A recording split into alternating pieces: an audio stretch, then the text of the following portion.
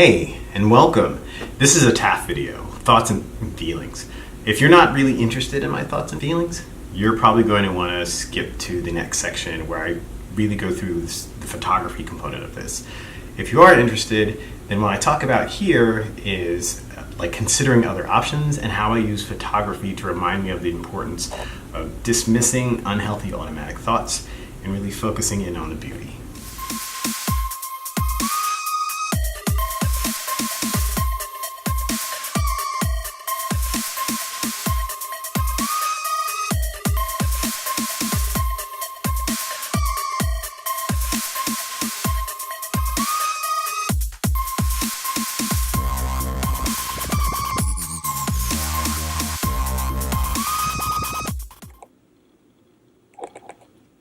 How's it going? It's the view that gets me. I think I'm on the 40th floor.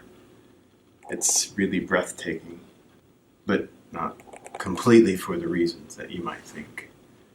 No matter how great my life is, no matter how far I've come, there's a part of me that wants to close my eyes, wishing this glass wasn't here,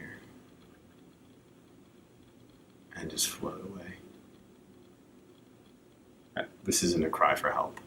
This is how I'm wired. This is part of what I am. And the first time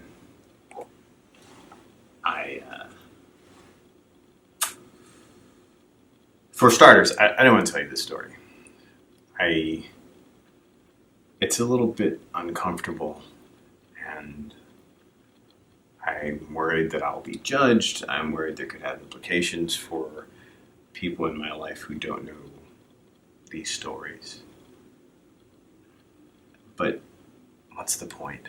I mean, if this isn't about telling the story and hoping that somebody finds something in it useful, if this isn't about encouraging people to be what they are, who they are, then what's the point? So I kind of have to tell this story. I tried to kill myself for the first time when I was between 6 and 8 years old. Now, to wrap your brain around that, most 6-year-olds don't even understand death, let alone seek it. But I understood it quite well. I understood it was the reason I was never really going to be like anyone else. I understood it was the reason I was never really going to have a mother, and to a certain extent a father. And they don't really give you a handbook to cope with these things when you're that age, or any age, but definitely not that age. The kid around the corner was kind of a jerk, if I'm to be honest. He got into some trouble and didn't want to go to juvie, so he tried to off himself, and it became an option. It seemed like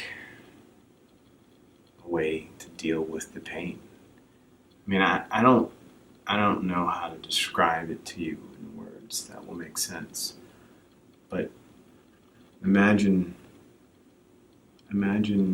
if the word mother was like excruciatingly painful, and every day you would hear somebody else say it, the familiar of that word.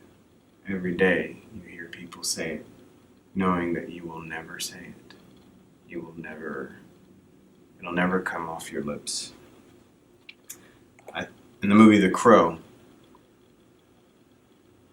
Brandon Lee's character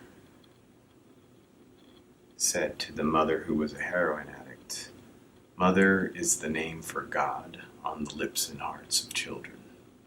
I've Googled and dug around and could never find where that's from, but I think it's quite right. And it makes sense that I am also godless, I suppose. But It leaves a mark. So anyway, the first time I tried to leave a mark back, I was about 6 or 8. I'll tell you the details of that story if you're curious in another vlog. That's not the point of this. The point of this is it became an option. It became a way of coping with pain I knew not how to better manage. And when something like that becomes an option, it's always going to be an option. Even right now where things aren't that painful. I'm dealing with some stuff. Everyone's always dealing with some stuff. But compared to back then, it's practically nothing. Still, it's an option. So here I stand in my hotel room on the 40th floor of a beautiful hotel, admiring the view. And part of me still wants to close my eyes and let it all float away.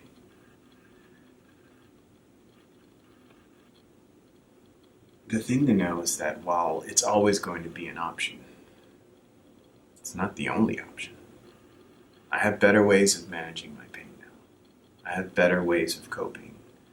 And one of them is by capturing beautiful views like this and hoping that everybody gets to see a beautiful view.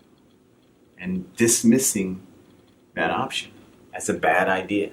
As I had a therapist, psychiatrist, or somebody just say to me once, it's a permanent solution to a temporary problem. At the time, I got quite angry because I assure you, my problem was quite permanent. Anyway, I tried to understand where they were coming from. But my life is in a better place, and I can dismiss it as that's just kind of how my mind works. But that's not the only way it works. My mind has lots of good ideas. It doesn't just have bad ideas. And so I have to put those good ideas to use. And part of that is going to be capturing this beautiful nightscape. So I'm going to dust off the camera and see about capturing this. It's quite challenging because with glass that's there to also keep me from acting on an impulse interferes. So we'll figure out a couple strategies to get around that, and we'll see if we can get a beautiful image out of it. And when I look at that beautiful image, I won't think about jumping. I never really wanted to jump. And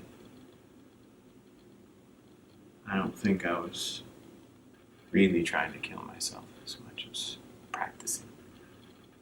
Practicing for what I thought I wanted, which was to join my mother. How to meet her.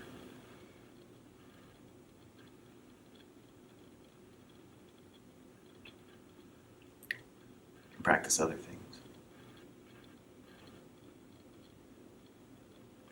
So, let's get it.